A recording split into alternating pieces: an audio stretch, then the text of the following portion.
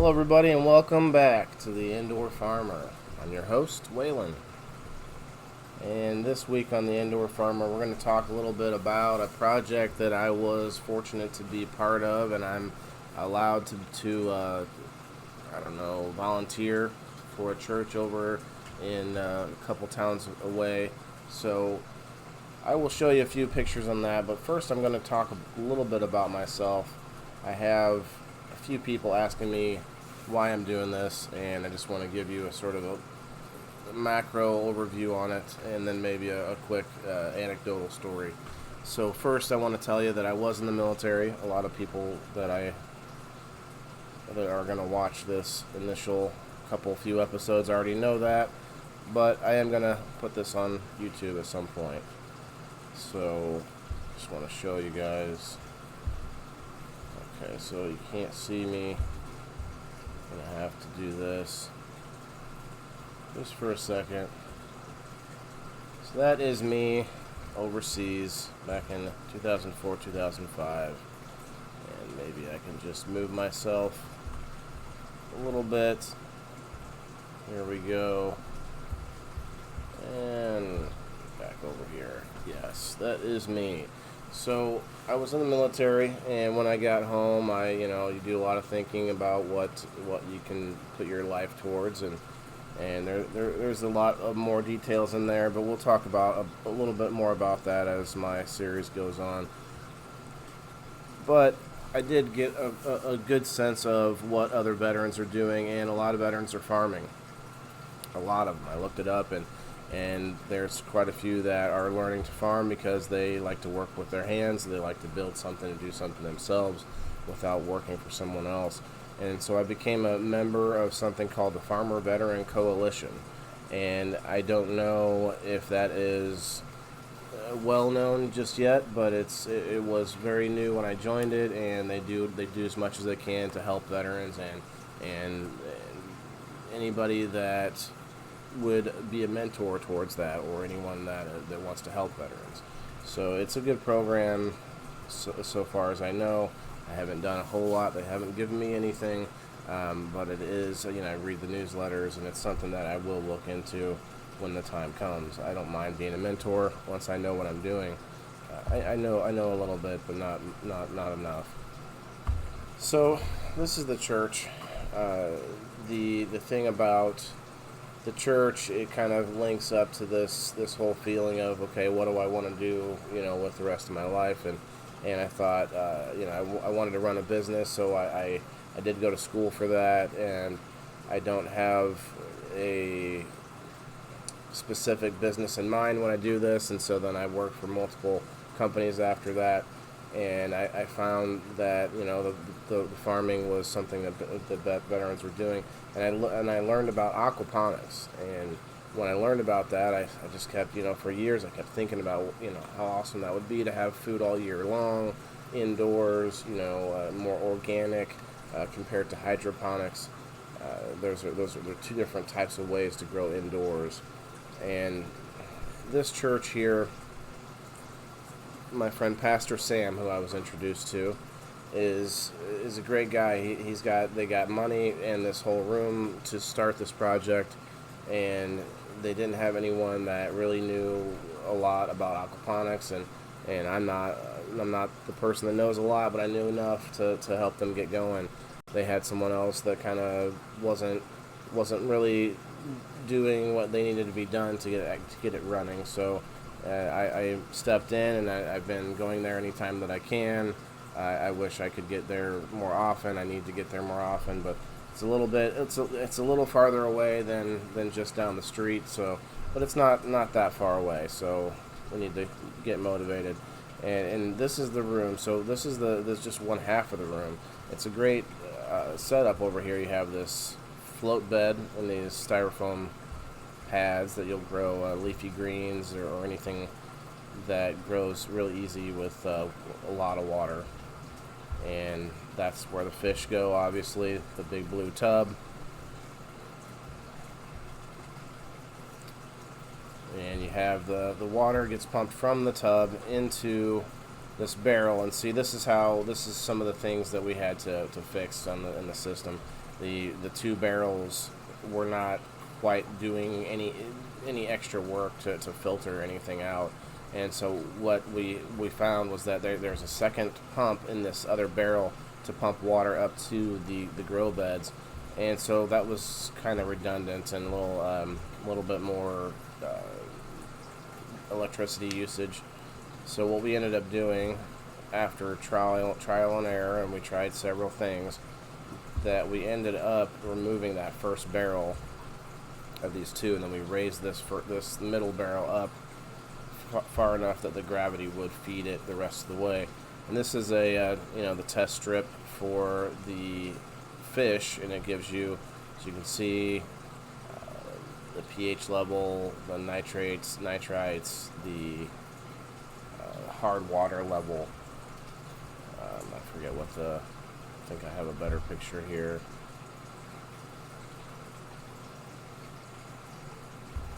Yeah, the water hardness, the salt level of the water. So, or actually that's for the salt water. Anyway, these are nice test strips, but honestly, there are machines that, or these little gadgets that can do a lot more, test several more things than that. And I'll show you a picture of that in a moment here. Oh, look at this handsome fella. Oh yeah, showing off those test strips. Let's see how well he can dunk the test strips. Oh, a little bit of beer belly action there still. Or, maybe not beer, more like cake belly. I don't know. Let's see. Yep. There he goes. Good job, buddy. And that's a test strip. There we go.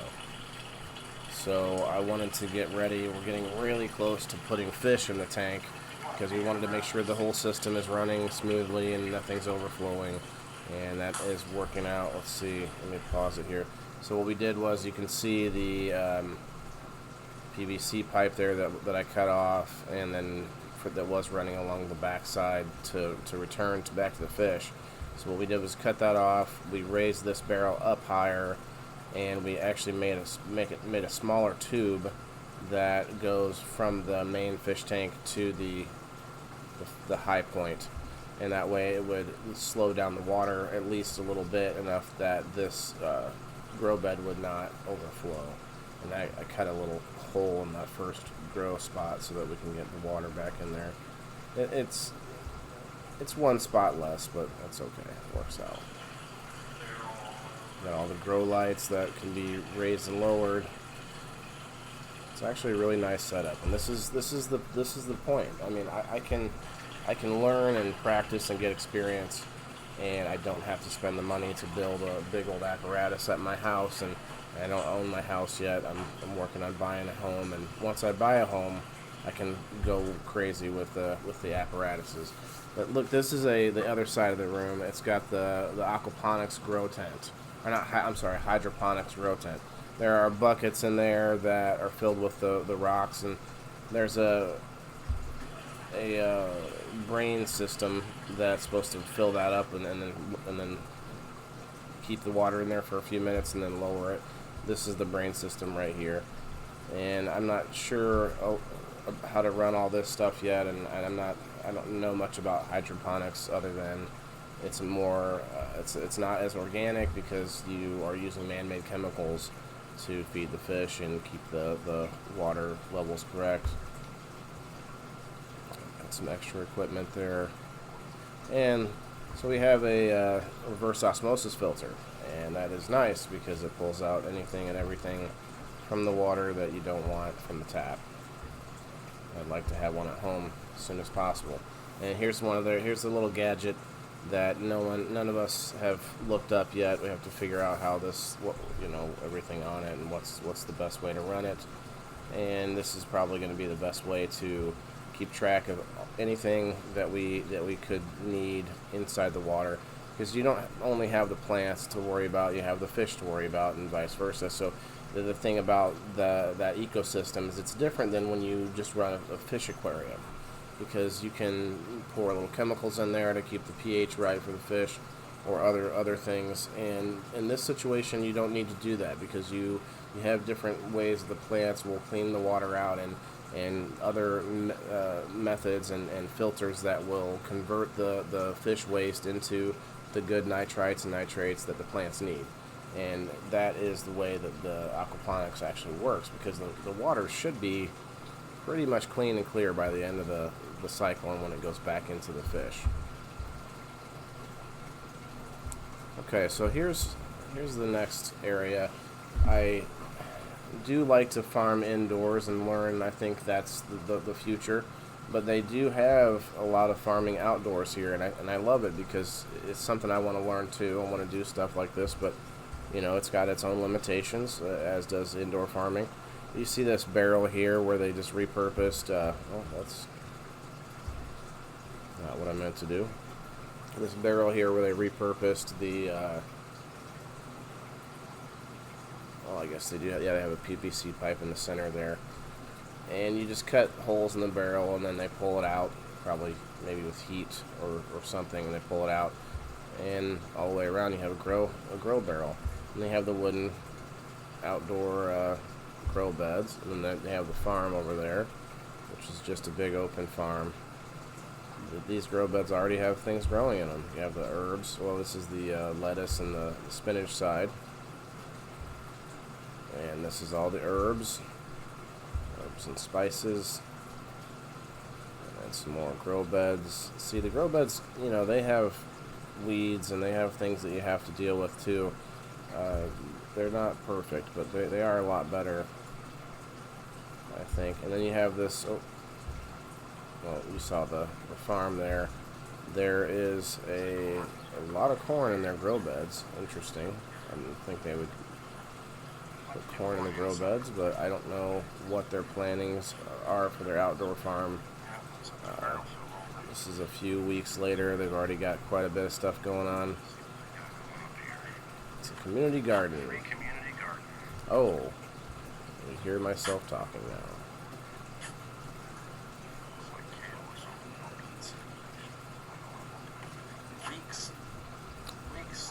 Yes, leeks.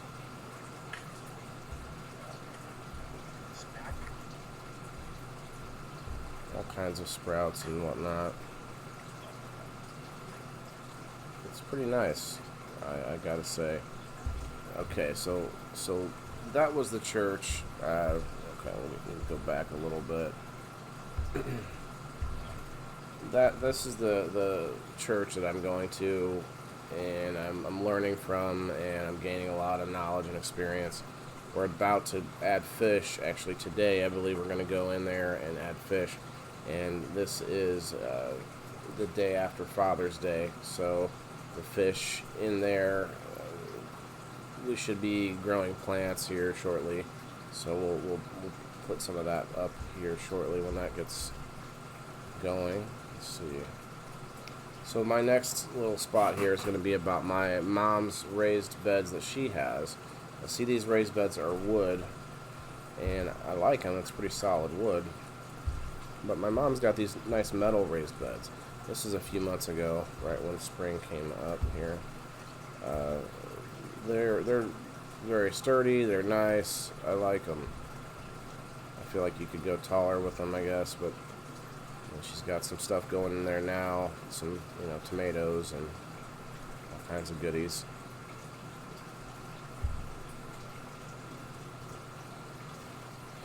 So that's episode 2. I want to show you guys what I'm doing out there on the church on a more grand scale, a little bit larger scale.